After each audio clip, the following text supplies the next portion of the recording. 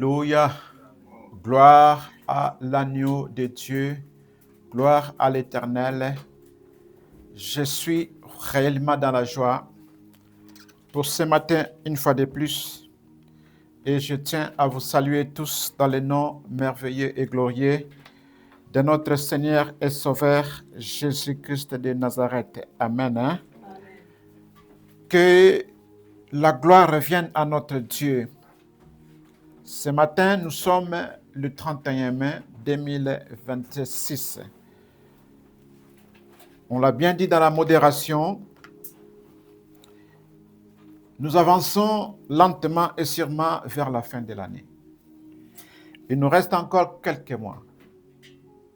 La parole de ce matin est venue, bien-aimé, pour toi, pour que tu puisses te remettre en question, pour que tu t'examines, pour que tu regardes comment tu marches avec Dieu, afin que tu puisses rectifier, si cela est possible, ta façon de marcher avec le Seigneur, ta façon de servir Dieu, ta façon de prier, même la foi que tu as sera également conditionnée par rapport à cette parole de ce matin.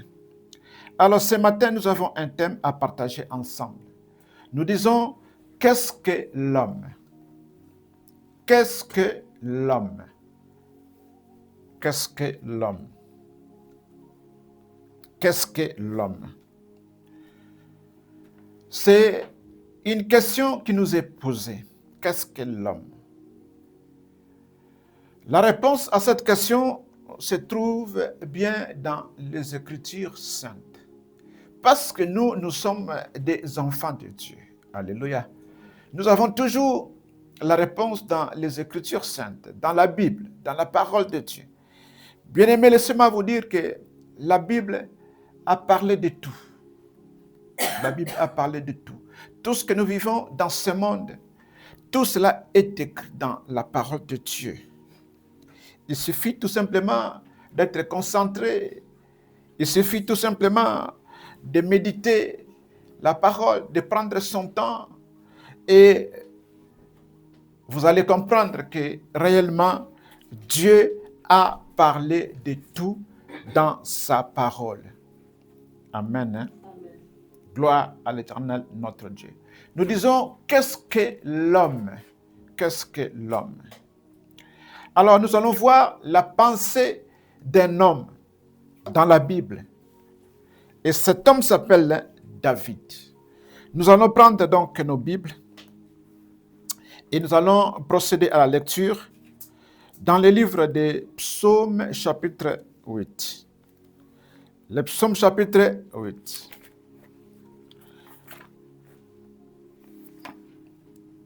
Le Psaume chapitre 8.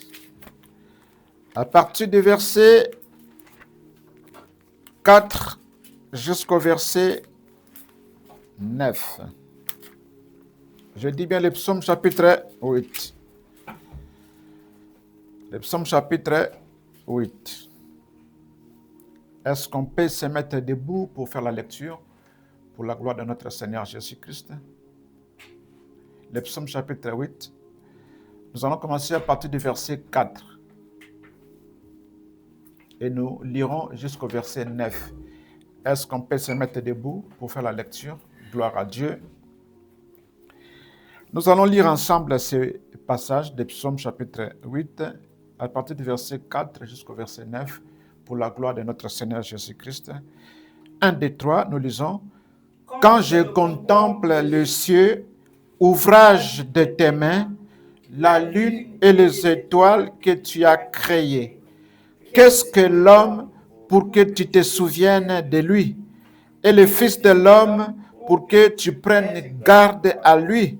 Tu l'as fait d'épée inférieure à Dieu et tu l'as couronné de gloire et de magnificence. Et tu lui as donné la domination sur les œuvres de tes mains. Tu as tout mis sous ses pieds, les brebis comme les bœufs et les animaux des champs, les oiseaux du ciel et les poissons de la mer, tout ce qui parcourt les sentiers des mers. Amen. Gloire à l'Éternel. Nous prenons place. Que le nom de Jésus-Christ soit loué. Que le nom de Jésus-Christ soit magnifié. Ici, nous sommes en train de voir un homme, un serviteur de l'Éternel. Celui-là s'appelait David. Il est en train de réfléchir. Il est en train de regarder les choses, comment ça se passe. Il se dit, mais quand je contemple les cieux, ouvrage de tes mains. Donc, il est là, en train de voir le monde, la création, les œuvres de Dieu. Il dit, mais les cieux sont l'ouvrage de l'Éternel. Il dit, quand je contemple les cieux, ouvrage de tes mains, c'est toi qui as créé les cieux. C'est toi qui as créé les cieux. Je regarde la lune et les étoiles que tu as créées. La lune, les étoiles, le soleil. Mais toutes ces choses-là sont soutenues par quoi? C'est toi qui les as créées. Toutes ces choses-là sont alimentées par quelle énergie? C'est toi qui les as créées. Il dit, quand je contemple les cieux, ouvrage de tes mains, la lune et les étoiles que tu as créées, qu'est-ce que l'homme? Qu'est-ce que l'homme? Qu'est-ce que l'homme? Il a fait allusion maintenant à l'homme. Il dit, mais qu'est-ce que l'homme? Pourquoi il parle de l'homme? Certainement, il y a une raison. Et nous allons comprendre cette raison. Qu'est-ce que l'homme? Pourquoi? Pour que tu te souviennes de lui. Pour que tu te souviennes de lui. Mais comment Dieu s'est-il souvenu de l'homme? Dans ce que David est en train de dire, dans ce que David est en train d'examiner, parce que David était en train d'examiner le cieux. Il a trouvé que le cieux était l'œuvre de l'Éternel. Et lorsqu'il regarde dans le cieux, il voyait la lune, il voyait les étoiles, il voyait le soleil, il voyait les astres, il voyait toutes ces choses-là. Mais qu'est-ce que l'homme vient faire encore dans la pensée de David? Il dit, qu'est-ce que l'homme pour que tu te souviennes de lui? Et le Fils de l'homme pour que tu prennes garde à lui. Bien-aimé, voilà. Le Seigneur est celui qui se souvient toujours de nous. Parce que nous sommes ses enfants.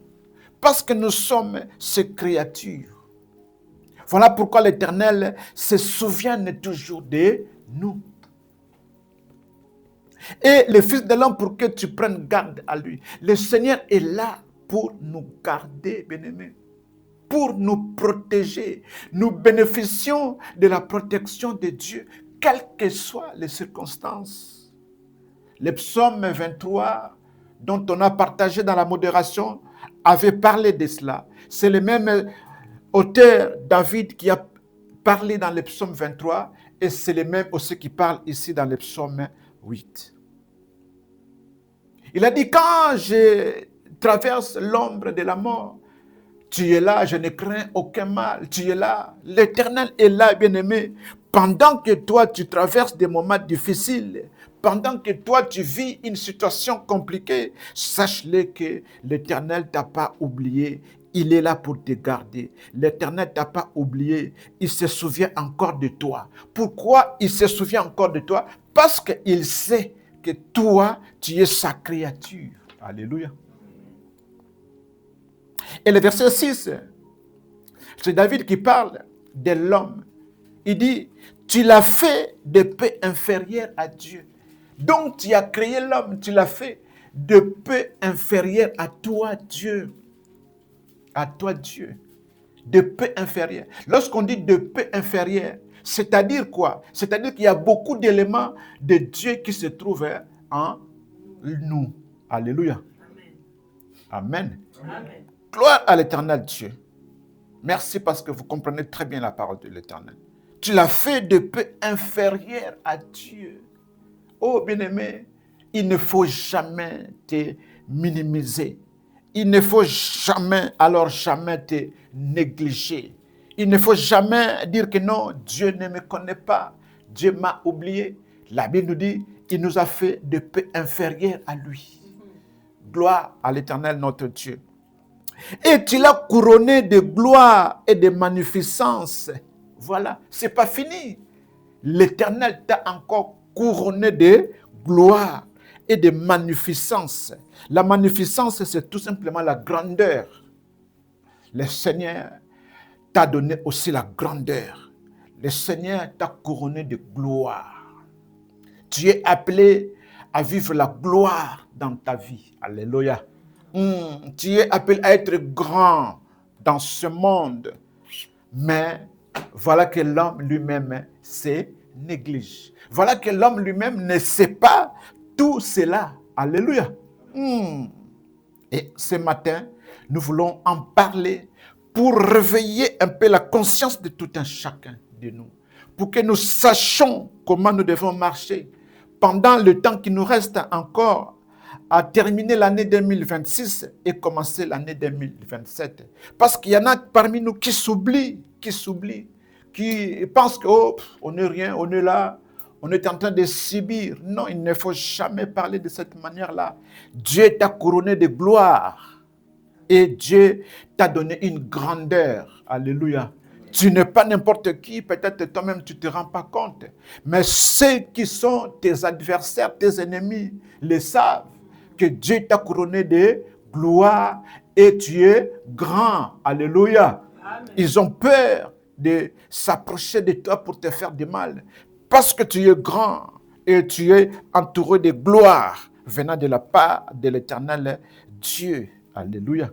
Le verset 7. Tu lui as donné la domination sur les œuvres de tes mains. Tout cela, c'est Dieu qui a fait pour nous. Dieu nous a donné la domination sur les œuvres de tout ce que lui, Dieu avait accompli. Alléluia. Tu lui as donné la domination sur les œuvres de tes mains. Tu as tout mis sous ses pieds. Les brebis comme les bœufs et les animaux de champ, les oiseaux du ciel et les poissons de la mer, tout ce qui parcourt les sentiers de mer, tout cela, Dieu a donné à la disposition de l'homme. Tout cela, c'est l'homme qui doit dominer sur les œuvres de ses mains. Et l'Éternel a tout mis sous ses pieds. Alléluia. Gloire à l'Éternel, notre Dieu. Dans cette parole, dans cette réflexion de David, nous trouvons deux conditions de l'homme. Cette parole exprime la double condition de l'homme. La première condition, l'homme est petit face à l'immensité de l'univers. Oui, l'homme qui est petit face à la grandeur de Dieu, face aux œuvres que l'Éternel a accomplies, les œuvres que Dieu a créées. L'homme est inférieur. Mais malgré cela, il y a une deuxième condition de l'homme qui arrive. Malgré cela, l'homme est élevé par Dieu à une grande dignité. Et Dieu a donné à l'homme la mission de gouverner la création avec respect. Alléluia. Regardez dans le monde où nous vivons, parce que la Bible parle de la nature. La Bible dit que la nature doit nous enseigner. Le monde dans lequel nous vivons, il y a des gens qui disent que l'homme est au centre du développement d'une nation ou d'un pays, n'est-ce pas? Parce que c'est l'homme qui gère toutes ces choses. Voilà pourquoi nous avons dit, tout cela vient de Dieu, n'est-ce pas? C'est Dieu qui a donné ce pouvoir-là à l'homme de dominer sur tout ce que lui avait créé. On nous dit, tu as tout mis sous ses pieds. Tu as tout mis sous ses pieds. Alléluia. Gloire à l'Éternel, notre Dieu.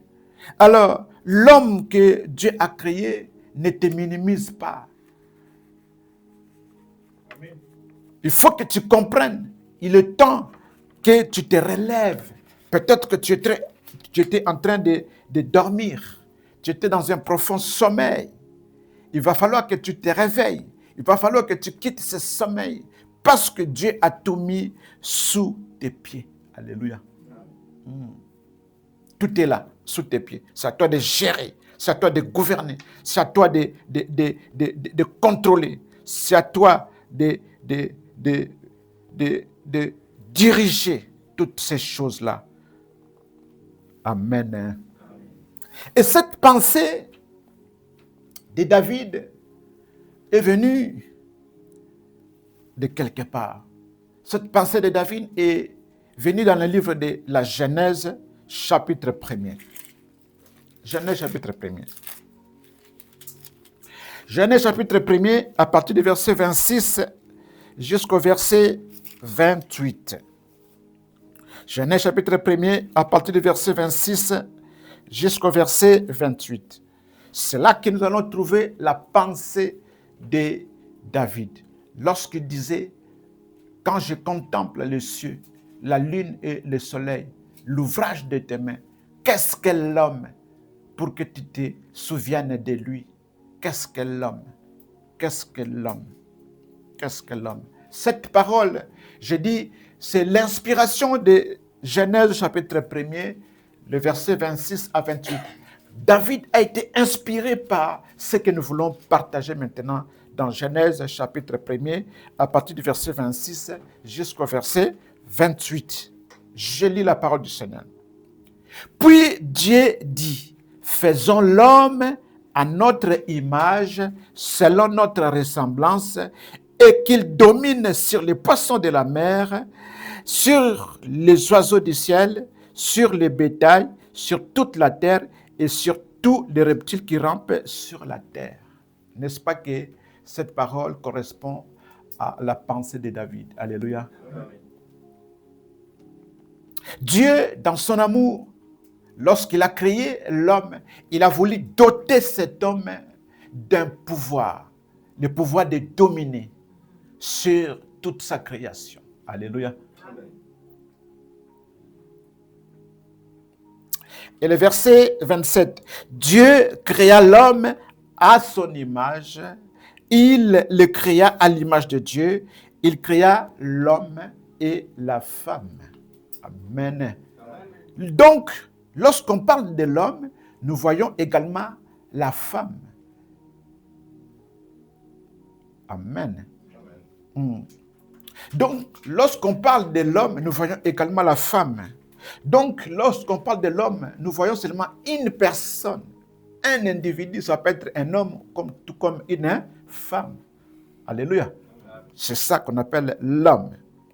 Et le verset 28, Dieu les bénit et Dieu leur dit, soyez féconds, multipliez, remplissez la terre et la assujettissez et dominez sur les poissons de la mer, sur les oiseaux du ciel et sur tout animal qui se met sur la terre. Alléluia. Donc, toi et moi, on a compris, comme on nous a posé la question, qu'est-ce qu'est l'homme? La première réponse à donner à cette question est celle-ci. L'homme est la créature de Dieu. Amen. Hein? Qu'est-ce que l'homme? La première réponse, l'homme est la créature de Dieu.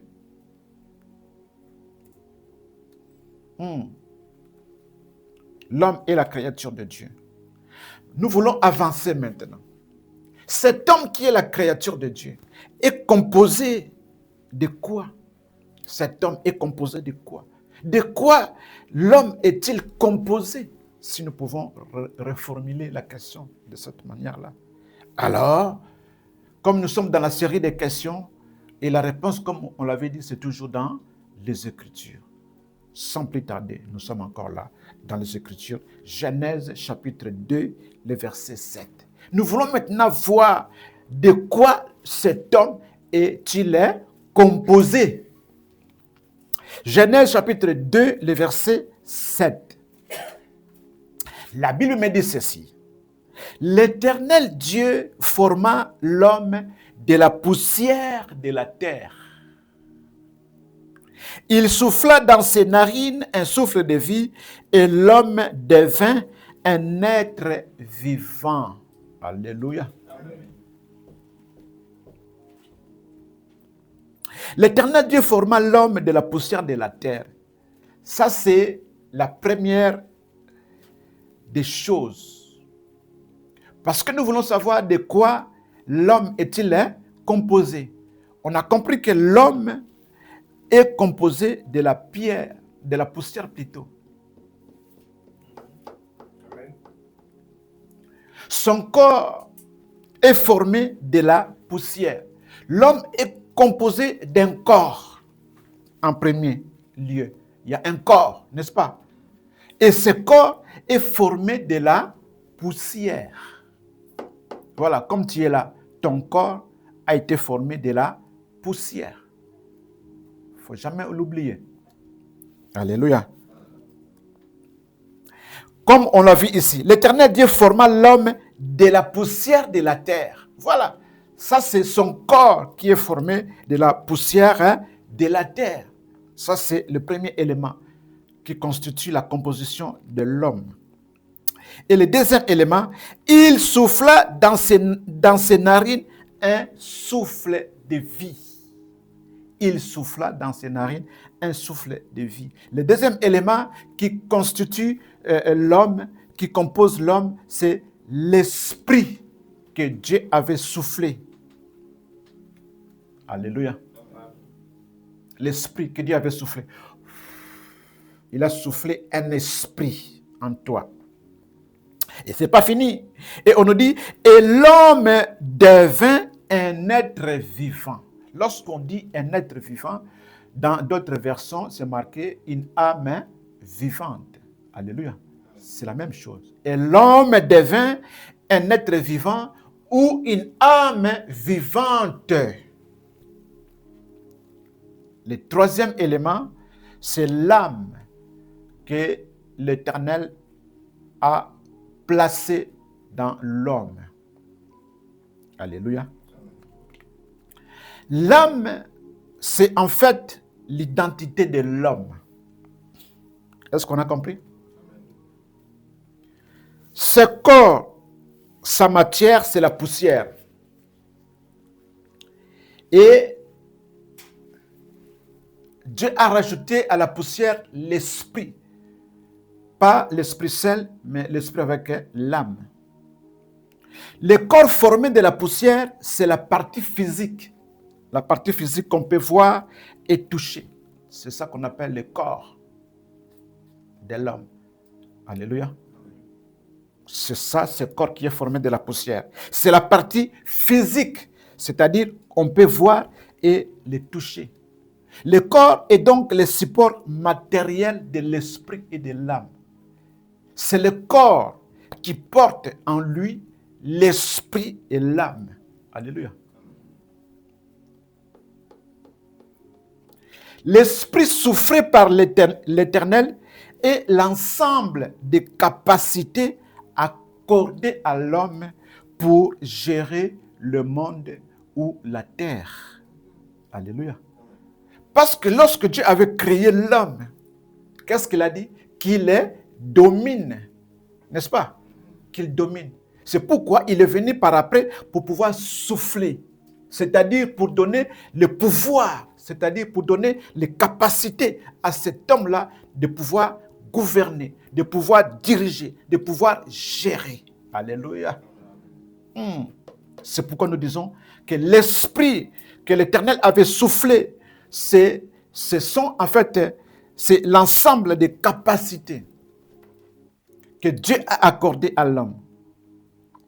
Quelles sont alors ces capacités? Dieu a donné à l'homme, entre autres, l'intelligence, n'est-ce pas?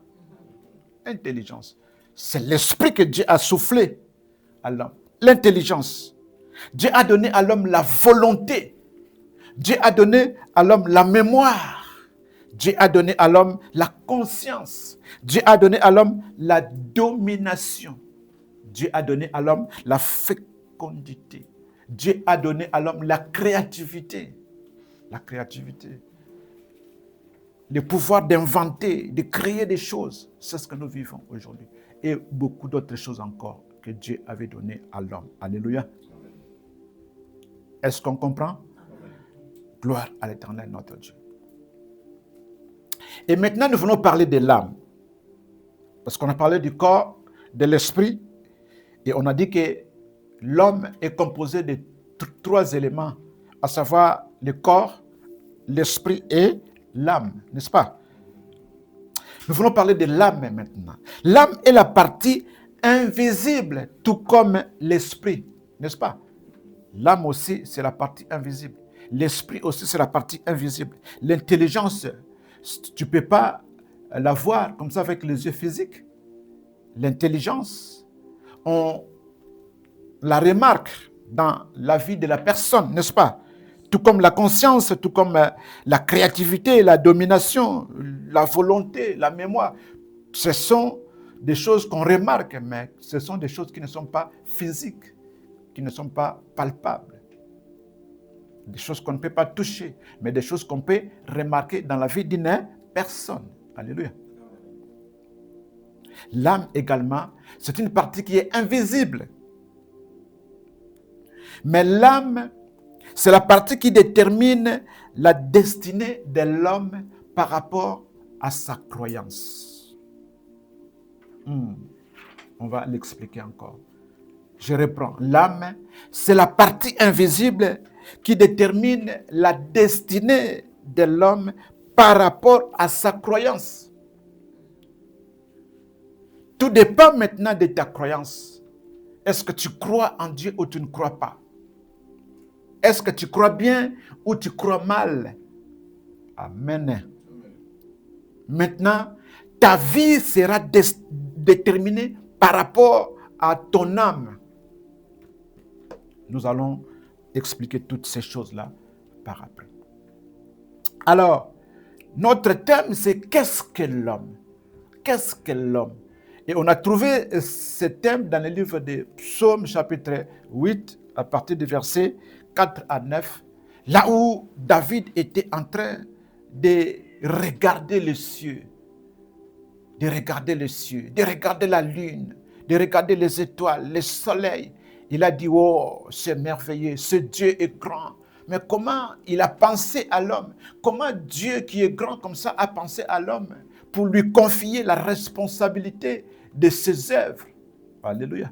Ce n'est pas en vain, parce que on a trouvé la réponse. Nous sommes créés de peu inférieurs à Dieu. Nous sommes créés à son image et à sa ressemblance. Alléluia.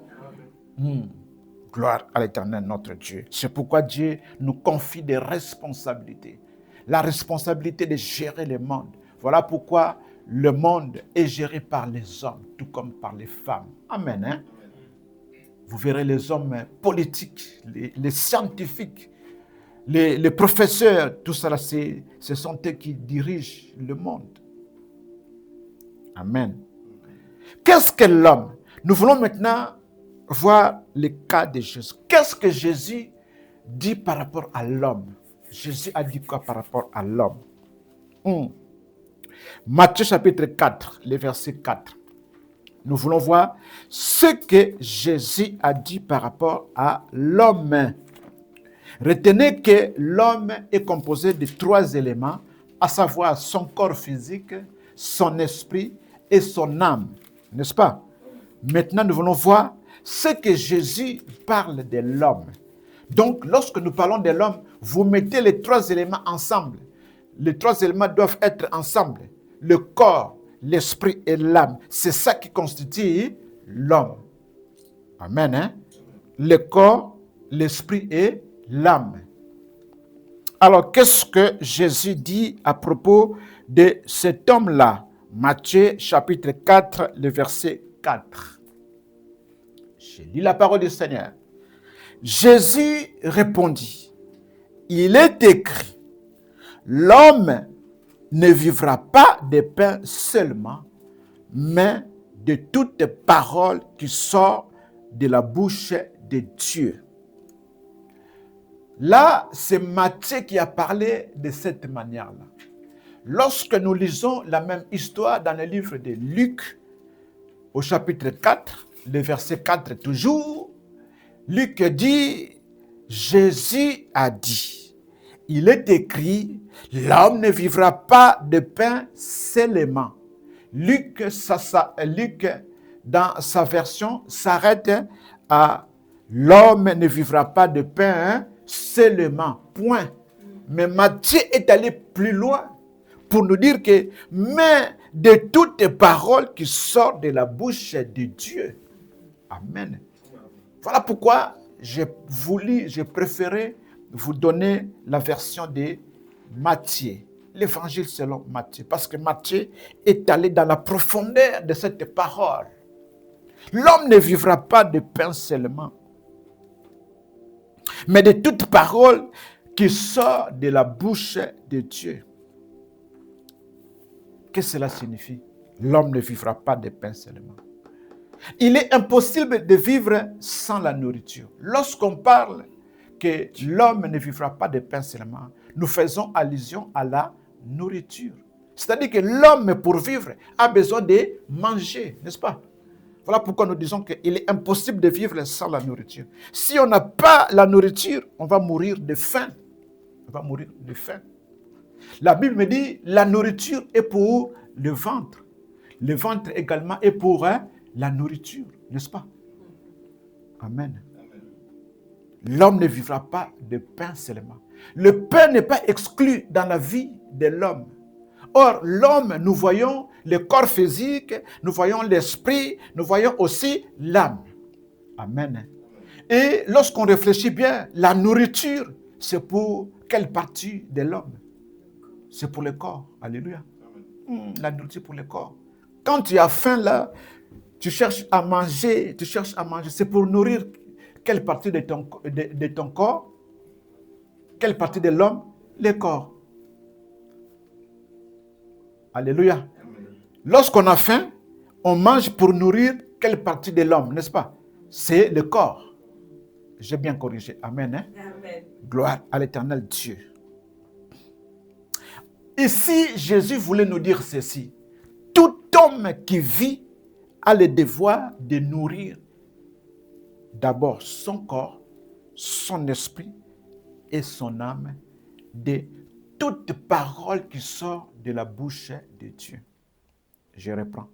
Tout homme qui vit sur la terre a donc le devoir de nourrir son corps physique, son esprit et son âme de la parole de Dieu. Voilà, c'est ce que cela veut tout simplement nous dire. Alléluia. Le corps, ce corps, bien-aimé, est poussière. On l'a vu. Que le corps de l'homme est poussière, n'est-ce pas? On l'a vu. Ce corps, lorsque le temps de la fin viendra, lorsqu'on parle du temps de la fin, ça peut être la mort. Si il arrivait que la personne puisse mourir, le corps va retourner où? Dans la poussière d'où il a été pris. Alléluia. Amen, Église. Amen. Tu es poussière, tu retourneras dans la poussière d'où tu as été pris. Ça, c'était la loi que Dieu a donnée à l'homme après que l'homme ait péché. Amen. Mais Dieu, dans son amour, a restauré cet homme. Dieu, dans son amour, lui a donné Jésus-Christ de Nazareth. Maintenant, il faut croire en Jésus-Christ pour avoir la vie éternelle. C'est-à-dire une vie après la vie sur terre. Alléluia. Même si la mort venait, cet homme-là vivra. Cette femme-là vivra. Cette personne-là vivra. Toi, tu prends tout simplement le temps de soigner, de nourrir ton corps physique. Est-ce que tu nourris également ton esprit? Est-ce que tu nourris également ton âme? Mais avec quoi aussi tu nourris ton corps? Avec quoi aussi tu nourris ton esprit? Avec quoi encore tu nourris ton âme? Le Seigneur dit, l'homme ne vivra pas de pain seulement, mais de toutes paroles qui sortent de la bouche de Dieu. C'est-à-dire que tu as l'obligation de nourrir ton corps de la parole de Dieu. Comment nourrir son corps de la parole de Dieu? C'est une manière de discipliner son corps. C'est-à-dire que tu ne permettras pas que ton corps t'amène à faire tout et n'importe quoi, par exemple. Alléluia. Parce que la parole de Dieu est en toi. La Bible dit, votre corps et votre esprit appartiennent à Dieu. Si on peut lire ça dans le livre de 1 Corinthiens, dans ce chapitre 6, 1 Corinthiens chapitre 6. 1 Corinthiens chapitre 6, les versets 19 à 20. 1 Corinthiens chapitre 6, les versets 19 à 20. 1 Corinthiens chapitre 6, les versets 19 à 20. La Bible dit ceci, ne savez-vous pas que votre corps est le temple du Saint-Esprit qui est en vous? On commence par le corps. On parle de l'homme. Qu'est-ce que l'homme? N'est-ce pas? On a dit que l'homme est composé de 3 éléments, n'est-ce pas? Le corps qui est physique, le corps qui vient de la poussière. Et on nous dit que ne savez-vous pas que votre corps est le temple du Saint-Esprit? En toi, le Saint-Esprit est venu habiter, est venu faire sa demeure. Le Saint-Esprit a trouvé sa maison en toi, par ton corps. Ne savez-vous pas que votre corps est le temple du Saint-Esprit qui est en vous, que vous avez reçu de Dieu, le jour où vous avez cru en Dieu. Alléluia. Et que vous ne vous appartenez point à vous-même. Car vous avez été rachetés à un grand prix. Glorifiez donc Dieu dans votre corps et dans votre esprit qui appartiennent à Dieu. Alléluia.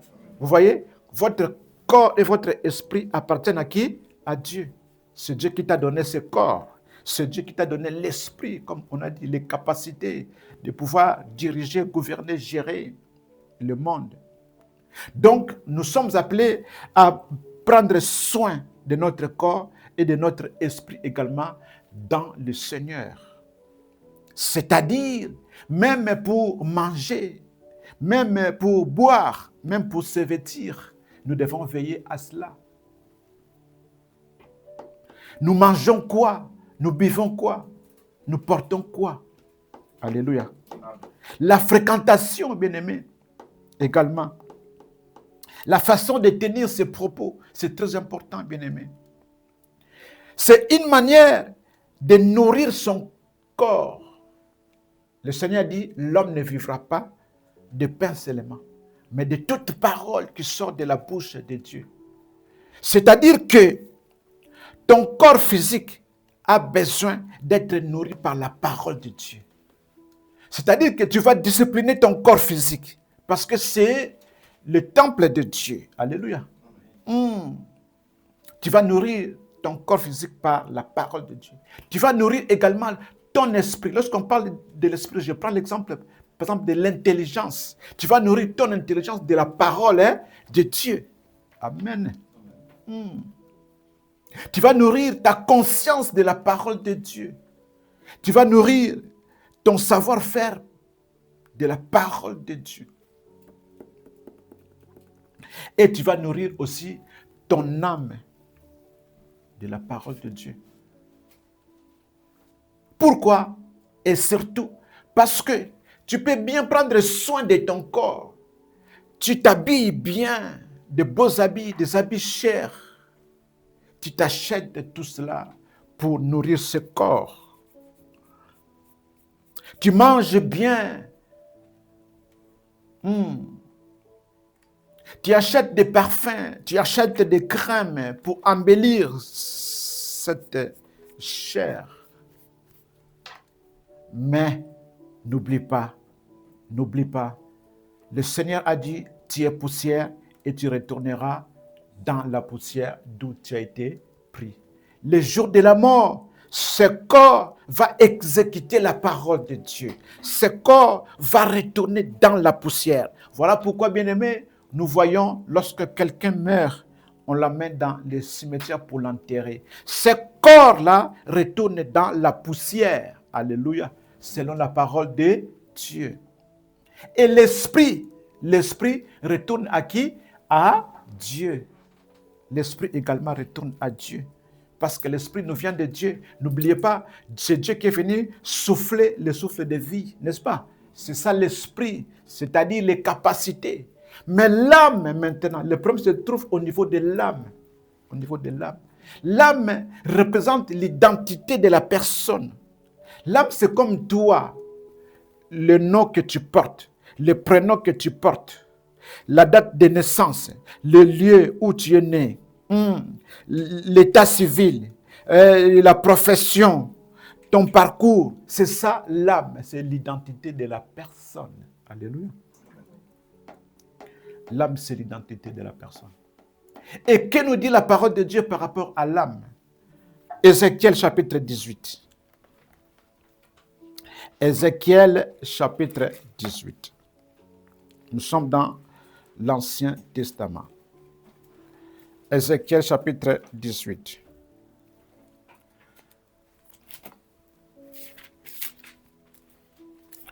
Ézéchiel chapitre 18. Je prends à partir du verset 20 jusqu'au verset 24. Ézéchiel 18, le verset 20 jusqu'au verset 24. Nous voulons parler maintenant de l'âme. Parce que nous avons dit que l'âme, c'est l'identité de la personne. C'est toi, en fait. Toi, en fait. L'âme, en fait, c'est tu prends le corps, tu prends l'esprit. Ce que les deux font, c'est ça, ce qui représente l'âme. Le verset, verset 20 à 24, Ézéchiel 18, le verset 20 à 24. Je lis la parole du Seigneur. On nous dit, l'âme qui pêche, c'est celle qui mourra. Le fils ne portera pas l'iniquité de son père, et le père ne portera pas l'iniquité de son fils. La justice du juste sera sur lui, et la méchanceté du méchant sera sur lui. L'âme, retenez simplement que l'âme qui pêche, c'est celle qui mourra. L'âme maintenant, c'est ton identité à toi. L'âme maintenant, c'est toi. Si tu as cru en Dieu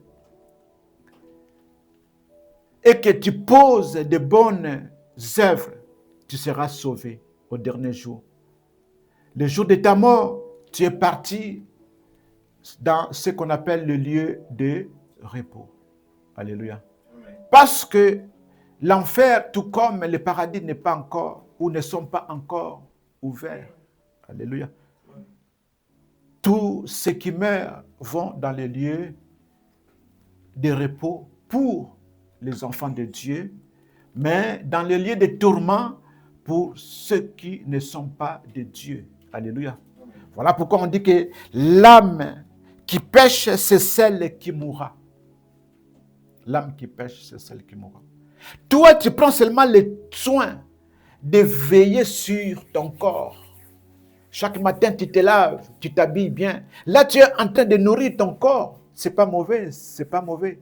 Tu es en train de manger les camemberts, les fromages, les saucissons, les jambons. C'est pas mauvais. C'est bien. Là, tu prends soin de ton corps. Tu nourris ton corps. Tu nourris ton corps de ce qu'on appelle le pain. Alléluia. C'est la nourriture pour vivre. Mais Jésus a dit, l'homme est appelé à vivre toute sa vie de la parole de Dieu. Ton corps doit subir la parole de Dieu. Ton esprit doit accepter la parole de Dieu. Ton âme serait nourrie de la parole de Dieu. Alléluia. Il faut nourrir les trois de la parole de Dieu. Très important. Mais toi, tu nourris simplement ton corps du pain et tu oublies l'esprit et l'âme. Une telle personne, la personne qui nourrit tout simplement son corps du pain et qui ne nourrit pas son esprit ni son âme, cette personne est appelée un homme animal. Alléluia. L'homme animal. Parce qu'il y a trois sortes d'hommes dans la parole de Dieu. Il y a l'homme animal, l'homme charnel et l'homme spirituel. Amen. L'homme animal, c'est celui-là qui nourrit seulement son corps du pain, c'est-à-dire celui qui se lève le matin, il va travailler, il finit de travailler, il rentre à la maison et il prend son jambon il mange et il dort. Celui-là, c'est un homme animal. Il nourrit seulement son corps physique qui est poussière et qui va retourner dans la poussière. Alléluia. Et l'homme charnel est celui qui fréquente un peu l'église, qui connaît un peu les choses de Dieu, mais qui fait le mélange avec les choses du monde. L'homme charnel est celui qui est dans les choses de Dieu et en même temps dans les choses du monde. L'homme charnel est celui qui nourrit son corps, son esprit et son âme de deux choses. Les choses de Dieu et les choses du monde. Il vient à l'église, il célèbre Dieu, mais il est encore dans la jalousie. Il est encore dans le vol. Il est dans les mensonges. Il est dans la calomnie, dans la division. Il est dans toutes ces choses-là. C'est un homme charnel. Alléluia. Mais l'homme spirituel, c'est celui qui marche avec la crainte de Dieu. Celui qui est dans la piété, c'est le respect des choses de Dieu. Celui qui est né de nouveau. Celui qui recherche les choses d'en haut, où Christ est assis à la droite du Père. C'est celui-là, l'homme spirituel. Alléluia. C'est celui qui a donné sa vie au Seigneur. C'est celui qui donne la nourriture à son corps.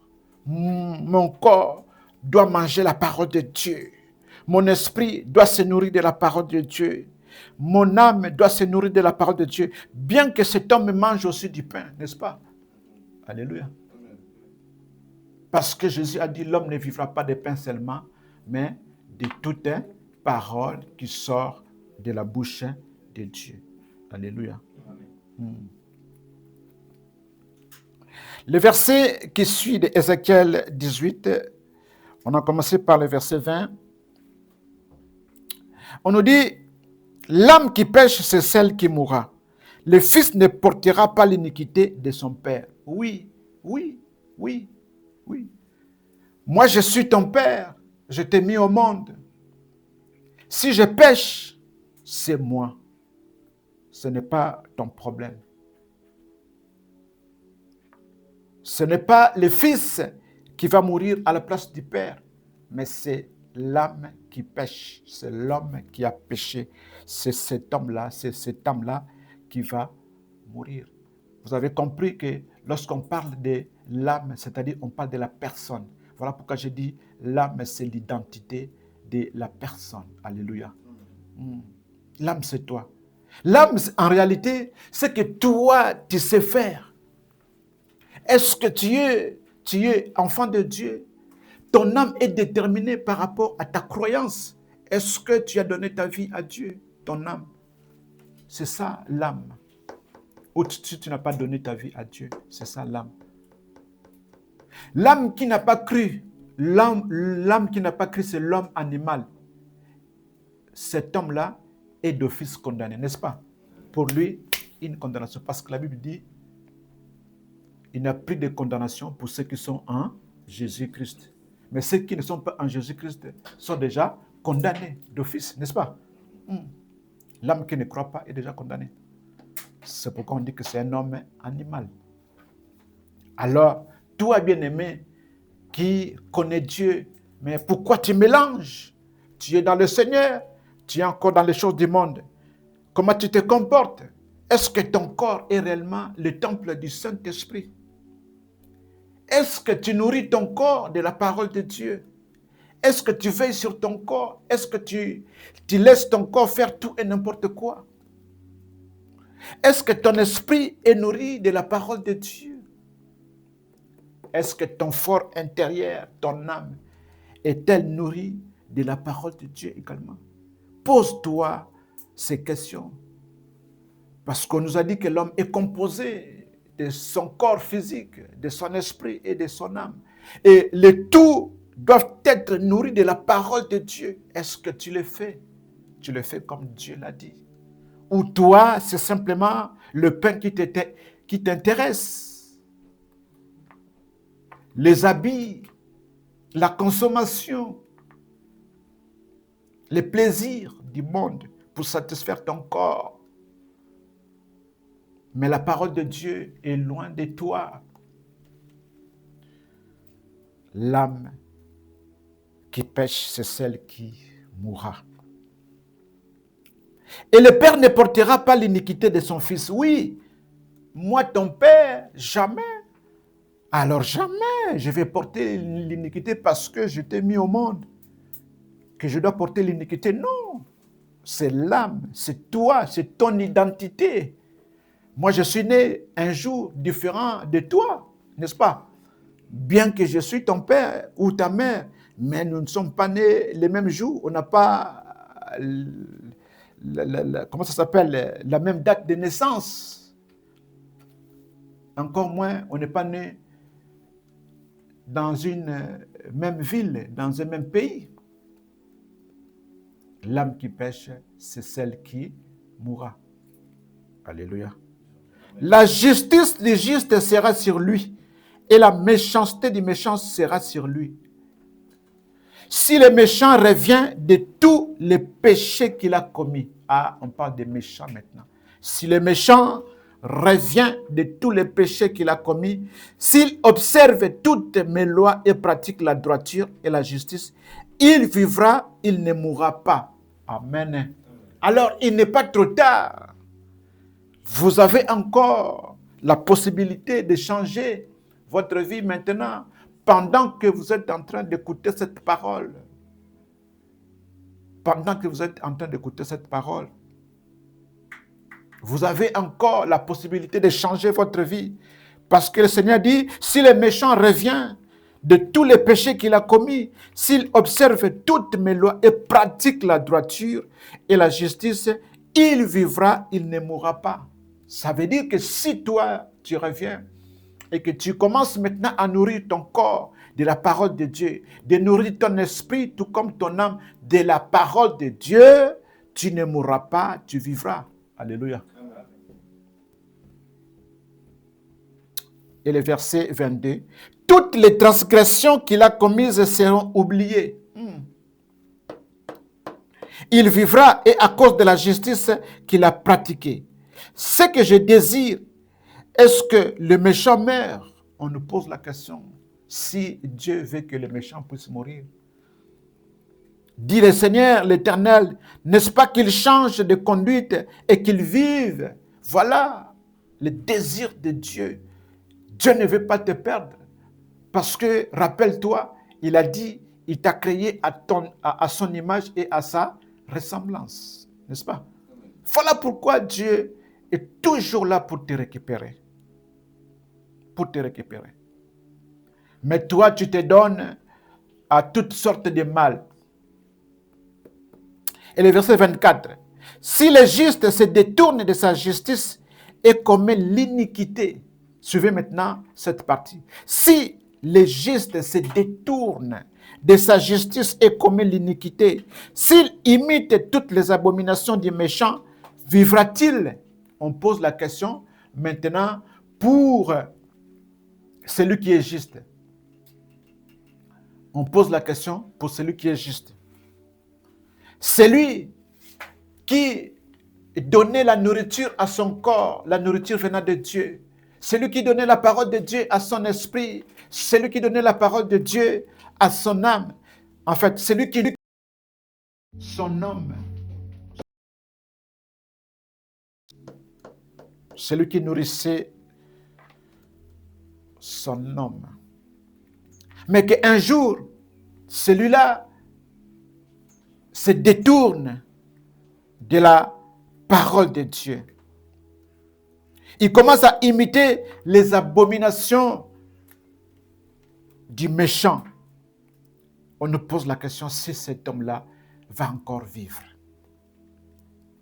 La Bible dit ceci, toute sa justice sera oubliée parce qu'il s'est livré à l'iniquité et au péché. À cause de cela, il mourra. Alléluia. Donc, toi qui as mis tes pieds dans les choses de Dieu, toi qui suis le Seigneur, ne retourne plus dans le monde. Ne fais plus pas en arrière. parce que tu risques la mort. Alléluia. Tu risques la mort. Ne te dis pas, oh, je vais encore goûter un peu aux choses du passé. Je vais encore retourner dans ces choses-là anciennes que j'aimais bien. Le diable t'attend au tournant. Lorsque le diable t'attend au tournant, c'est pour te faire du mal. Pour te faire du mal. Pour te donner la mort. Il te dira, voici, je l'ai eu. Lui qui est parti, maintenant il est revenu, je l'ai eu. Là où il était parti, il m'insultait, il me chassait, il me faisait du mal. Maintenant, comme je l'ai récupéré, je vais finir avec. Je vais les terminer. Alléluia. Amen. C'est la mort. Ézéchiel 18, 20 à 24. Je vais simplement nous dire ceci. Que chacun de nous est personnellement responsable devant Dieu de ses actions. Alléluia. Bien-aimé, ces jours-là, le Seigneur va commencer à nous appeler. On nous dit, lorsqu'il reviendra, tous nous comparaîtrons devant le tribunal de Christ. Et le pasteur, la diaconesse, l'évangéliste, le prophète, l'apôtre, le docteur, tous devant le tribunal de Dieu pour comparaître. Tout un chacun est responsable devant Dieu de ses actions. Et tout un chacun devant Dieu devra rendre compte pour lui-même et non pour quelqu'un d'autre. Alléluia. Tu vas rendre compte devant Dieu pour toi-même. De toute ta vie, tout ce que tu as fait. Tout ce que tu as fait avec ton corps. Le corps que Dieu t'a donné. Qu'est-ce que tu en as fait quand tu étais dans le monde? Qu'est-ce que tu en as fait de ce corps-là? Qu'est-ce que tu en as fait de ton corps? Tu étais en train de souiller ton corps partout à gauche et à droite. Dieu te regardait. Et il t'a dit, tu as oublié que ce corps-là est poussière. Le jour de ta mort, le corps va aller dans la poussière. Et le corps te dira, ah, moi je m'en vais. Oh. Moi je m'en vais. On t'avait prévenu que je suis poussière. Je retourne à ma place, n'est-ce pas? Maintenant, c'est ton problème avec ton âme. Parce que l'esprit aussi te dira, ah, moi j'appartiens à Dieu, je retourne à Dieu. Maintenant, c'est ton âme qui va commencer à sillonner partout à gauche et à droite. Voilà pourquoi, lorsque quelqu'un meurt, ne sois pas pressé de dire que son âme repose en paix. Parce que tu ne connais pas la vie de cet homme, la vie de cette femme. Comment cette personne a marché devant Dieu? Qu'est-ce que l'homme? Alléluia. Amen. Comment l'homme a marché devant Dieu? Comment la personne avait entretenu son corps, son esprit, tout comme son âme? Est-ce que c'était la parole de Dieu qui conduisait cet homme ou cette femme? Est-ce que la parole de Dieu contrôlait son corps? Parce que le corps te dira d'aller à gauche et à droite. Mais lorsque tu mets la parole de Dieu dans ton corps, la parole de Dieu te dira, là tu n'iras pas. Alléluia. Ça tu ne feras pas. Ton intelligence te parlera. Et de cette manière-là, tu protèges donc ton âme. Alléluia. Parce que tu es enfant de Dieu. Parce que tu es l'homme spirituel. Contrairement à l'homme charnel et animal. L'homme animal, on ne parle même pas de lui parce qu'il est déjà condamné, mais c'est l'homme charnel qui est en danger, que nous cherchons à sauver. Alléluia. Très important, bien-aimé. Pourquoi nous partageons cette parole? C'est pour réveiller la conscience de tout un chacun. La Bible me dit, jeune homme, réjouis-toi pendant les jours de ta jeunesse, mais sache-le qu'un jour, Dieu t'appellera au jugement pour tout ce que tu as pu faire dans ce monde. Tu penses que non, je suis jeune, je peux me permettre d'aller à gauche et à droite. Fais-le, fais-le, fais-le, fais-le, fais-le, fais-le, fais-le, fais-le. Mais aujourd'hui, cette parole est sortie. Mais sache-le, sache-le, Sache-le qu'au dernier jour, au jour de jugement, Dieu t'appellera. Tu ne diras pas au Seigneur, ouais, moi je suis le fils du pasteur. Mon père, fils pasteur, nous enseignait à la maison. Oui, c'est ton père qui t'enseignait. Est-ce que tu as suivi? Est-ce que tu as suivi les conseils de ton père? Est-ce que tu as suivi les conseils de ta mère? Est-ce que tu as écouté? Ah! Alléluia. De quoi est-ce que tu nourris ton corps? Du pain simplement ou avec la parole de Dieu également? De quoi est-ce que tu nourris ton esprit? Des choses de ce monde ou de la parole de Dieu? De quoi est-ce que tu nourris ton âme? Ton âme. De quoi? L'homme ne vivra pas de pain seulement, mais de toute parole qui sort de la bouche de Dieu. Voilà la parole de ce matin. C'est pour réveiller la conscience de tout un chacun. Parce que Dieu nous a créés à son image et à sa ressemblance, Dieu nous a donné le pouvoir de dominer, de gérer, de gouverner ses œuvres. C'est-à-dire, nous sommes supérieurs par rapport aux œuvres de Dieu. Voilà pourquoi Dieu nous a dotés de ce pouvoir-là. Alléluia. Alors, il a dit, ton corps est le temple du Saint-Esprit. Mais pourquoi toi tu abuses de ton corps? Tu déshonores Dieu lorsque tu le fais. Tu ne nourris pas ton corps de la parole qui sort de la bouche de Dieu quand tu fais cela. Ton esprit est infecté, impacté par les choses de ce monde. Tu ne nourris pas ton esprit de la parole de Dieu. Et les deux ensemble déterminent donc ce qu'on appelle l'âme de la personne, l'identité de la personne. Parce que ce que tu produis, un voleur utilise son corps pour aller voler. C'est son esprit cette intelligence-là, mauvaise pour aller voler. Et cela détermine donc son âme, qui est son identité, n'est-ce pas? On l'appellera voleur. Et les voleurs ne vont pas hériter le royaume des cieux. Le voleur, son âme mourra. Le jour de sa mort, les deux se séparent, le corps se sépare, l'esprit se sépare, et l'âme également, c'est elle qui va mourir. Donc, il faut chercher à soigner les trois en même temps dans la parole de Dieu. Alléluia. Je ne sais pas si vous arrivez à comprendre comme moi je comprends la parole. Waouh! Je m'arrête là, que Dieu vous bénisse.